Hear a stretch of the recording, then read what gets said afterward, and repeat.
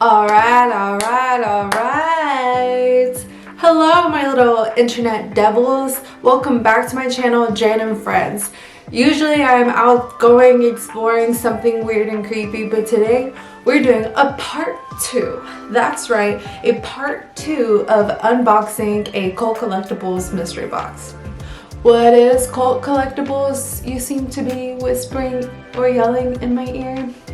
CultCollectibles.org sells murderabilia and other really cool items. So their items are related to true crime, people, cases, stories, all of that good stuff. He has like some top-notch things, but of course they cost a lot of moolah. But he also does this really cool thing where he packs a mystery box for you and you don't know what you're gonna get, but you can get all different types of stuff. So yeah, I said this was part 2. I already did an unboxing of one of these and it's like 2 videos ago or something, but I uploaded a TikTok on it and that blew up. I was not expecting people to be so invested on what weird things I have. I wasn't planning on doing another unboxing so soon, but he had this big sale where these are usually $60 and he was doing them for $40. So I was like, okay, clear sign. I have to do another one. I have to give the people what they want. So I have my laptop so we can Google some stuff if I don't understand it. And I have my box of things. So let's get to unboxing. Today's knife that we're using is the one I usually open all my mail with. I got it from a gas station. I don't know if it's gonna focus, but it says Goddess. It's pretty accurate. So let's bust her open. I'm excited. This box feels heavier than the last one. Is this why? Wow, I opened it and I got a book. Imperfect Justice, Prosecuting Casey Anthony. Oh my goodness. The definitive inside story of the case that captivated the nation and the verdict that no one saw coming. Oh, that's awesome. I probably would read this. It has pictures and stuff. When I was studying criminal justice back in the day, I read nothing but true crime books. So that's actually really cool. If y'all don't know who Casey Anthony is, it's the case that pisses probably everybody off. Long story short, this girl was missing. The mother seemed to just not care and like party and like didn't really give 2 shits about what was going on with her daughter, and basically kind of lit up that she was the one who killed her daughter. Like it was, I'm not trying to mess it up, the facts, but I think it was like she was Googling like how to like chloroform or like what is it? It was just like suspicious and everything led to her alibi was all messed up. She lied so much about everything. She gave really no remorse about her daughter, and her daughter was little. She was like 4 or something. And yeah, and so she was found not guilty and just she roams with the rest of us, and I'm pretty sure she even got engaged not so long after.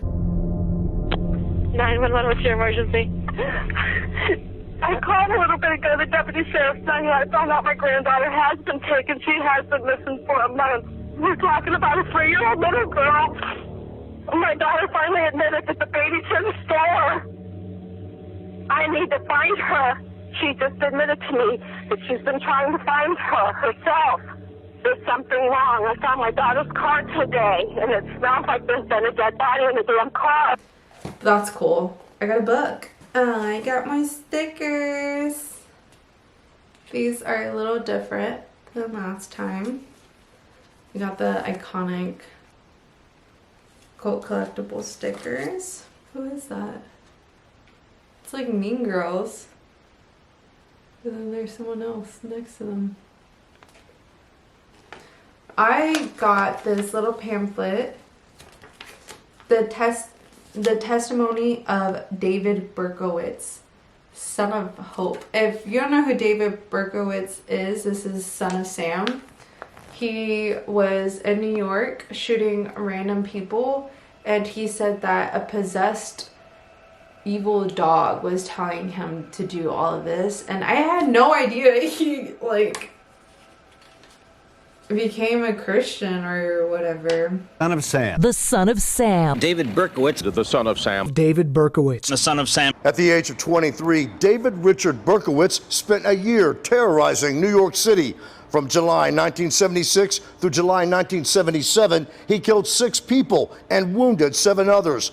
He gained worldwide notoriety by not only eluding police, but mocking them by leaving letters about his deadly crime spree. He's been in prison now for 44 years. My name is David Berkowitz, and I am a prison inmate who has been incarcerated since 1977. I have been sentenced to prison for the rest of my life. I was a notorious murderer known as Son of Sam. It was in 1987 when I was living in a cold and lonely prison cell that God got hold of my life. Here's my story of hope. Wow, so it's broken up to childhood, thoughts of suicide, the death of my mother, involvement in the occult. The horror begins, hope appears, a new life begins, freedom. There is hope for you too. Here's your opportunity. And then it just lists like Bible quotes. Well, you know, I guess if like he changed for the better, like genuinely, kind of seems like it. Interesting. I had no idea he like was a changed man. Maybe he's not, but you know, that's what he says, and he has a whole pamphlet about it. Jack Kerouac. Sorry, I'm not good at pronouncing names, but I know him. So he was the doctor, also known as Dr. Death, that helped with assisted suicide to terminally ill patients. It says here he assisted at least 130 patients to that end. He was convicted of second-degree murder and served 8 years of a 10 to 25 year prison sentence. He said dying is not a crime. Like, he truly believed he was helping these people who wanted to die, and you know, he just kind of helped them get there. And Zach Bagans at his haunted museum in Las Vegas, he actually has the van where all these people died in, and he's dead now, the doctor. He was also a painter, and Zach also has a couple of his paintings. They're honestly really creepy. There are some creepy paintings this guy painted, but yeah, he assisted suicide, and that's funny that there's a gift certificate for that. I'll hold on to this. We have a picture of the Night Stalker here, Richard Ramirez. Richard Ramirez, as most of you probably know, was a sick man. He would literally terrorize and break into people's home, kill them, rob them, do all this weird whatever stuff that he wanted to do, and he had like all of California like scared out of their mind, specifically Los Angeles area, but still like California in general. Like, you just could not predict where he was going to go to next, and it didn't care how old you were, if you were male or female. He did this to everybody. Netflix has a really good documentary series about him because I studied him in school more than once. And I'm like, how the hell did I not know the rest of this information? But the Netflix documentary is police officers that worked on this case, or detectives, I'm sorry, who worked on this case, and they explained everything.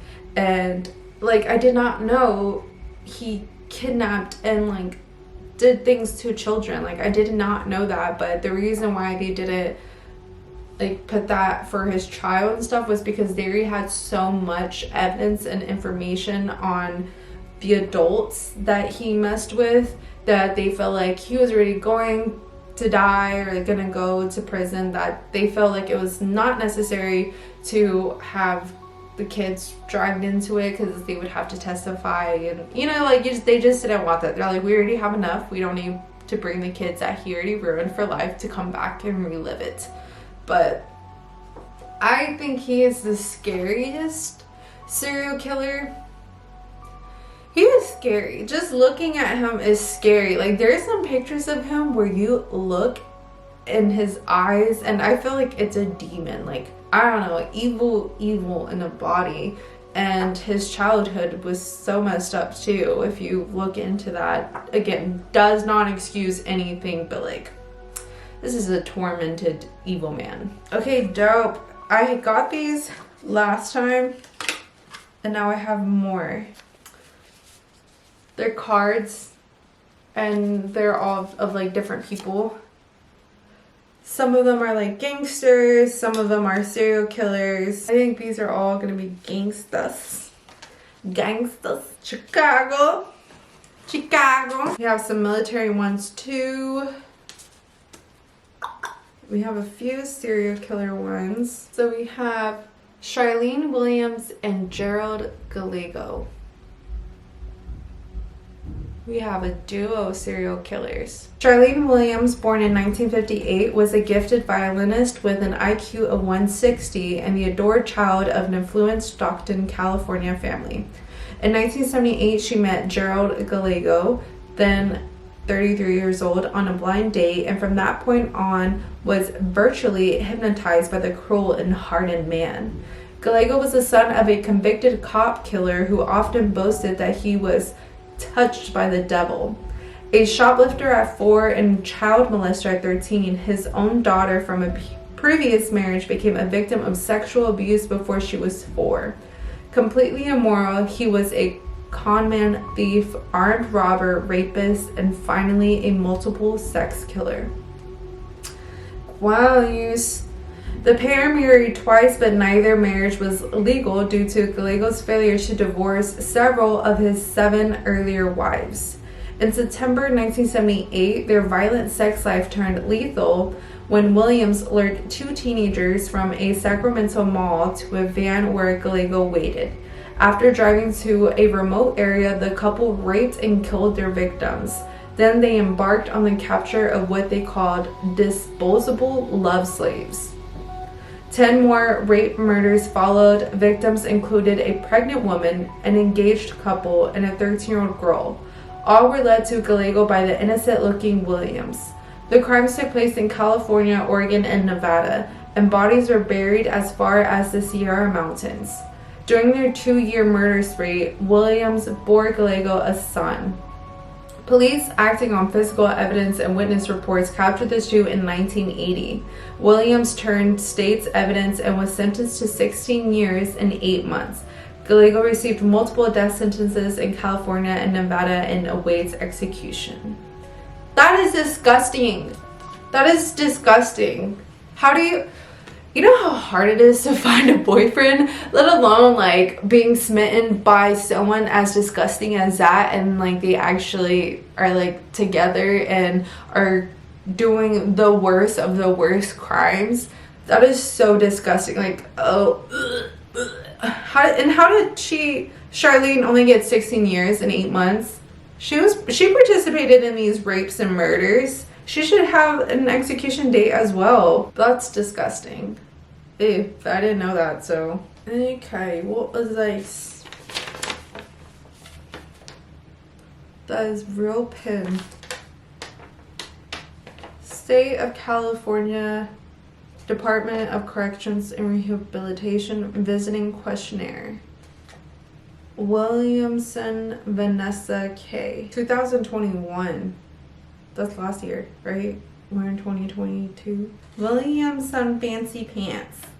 Just kidding. Okay, Vanessa K. Williamson. So yeah, she was accused and found guilty for killing her ex-boyfriend in first-degree murder. During her closing arguments last month, Bridget portrayed Williamson as a manipulative, vindictive, and controlling woman who masterminded an attempted robbery try that ended in the unarmed Killawan's death. She said Williamson and James hatched a plan to rob Killawan, who delivered prescription medicines to nursing homes and other businesses throughout the North State, to try to scare him and steal his prescription drugs and cash. Bridget said it became clear to both defendants that Killawan could not be allowed to live because he would turn them to the authorities. So yeah, Vanessa would tell James, which was her partner in the crime, that her ex-boyfriend was stalking her and her family and her daughter and was threatening them too. And they just wanted prescribed medicine, really, and his money. All that work, you gotta kill someone for all that? Like, you can't just find a random stranger to rob. Like, why you gotta do somebody you know? That's like her actual, like, that's pen on paper. Visiting questionnaire. Okie doke. A coloring book from Cult Collectibles. Oh my god, that's low-key though. Murderabilia coloring book. John Gacy. Dr. Kerouac. Yeah, this I believe is one of his like paintings that he did. Charles Manson. Oh my god. I don't think I can show that actually. So then we have a Dennis Rader card. Dennis Rader is also the American serial killer BTK.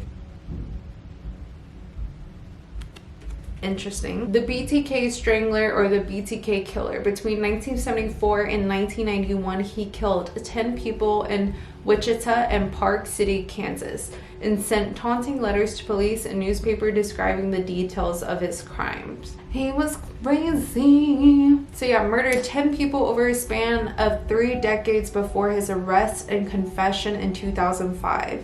He called himself BTK because he was bound, tortured, and killed his victim. Yeah, he was wild. He often used cereal boxes, possibly a reference to serial killer, to hold drawings, crime souvenirs, including photographs, written descriptions of the murders, and even dolls posed to mimic the various deaths. I am reading this from Britsanica.com, so these are not my words. This is a full article giving so much facts and information. There's so much on this guy, honestly. This was just the first website I clicked. Netflix show Mindhunter. So good. That's one of the best shows I've seen in general, but specifically that came from Netflix. Basically, the gist of the show is when the FBI first started using profiling and all that, like basically what Criminal Minds is. This was like the birth of it. Alrighty guys, that is all for my mystery box from Cult Collectibles. This was a really cool box, lots of information and some funny gifts. Would I do another one? Maybe not a mystery box. I really enjoyed my first two, but I think now we should like invest into some like cooler pieces and I should slowly start collecting this, and maybe in like a few months I can do a reveal. But dope stuff. The guy of Cult Collectibles has cool stuff on his website too, if you guys want to check it out, or if you're interested in getting a box yourself. Like, this is crazy stuff to own. So not only is this my second unboxing, I also do ghost investigations. That's kind of my thing that I'm getting into. If you like this video, please go and give this video a like. If you want to comment something down below, go for it. And subscribe to this channel, please, especially if you enjoyed the content. So why not? Share it with your families and friends. This channel is growing. I'm getting into cooler stuff and very blessed to be here. TikTok, Instagram, both are at Jeanette De La Garza. And yeah, I hope to see you guys real soon again. Bye!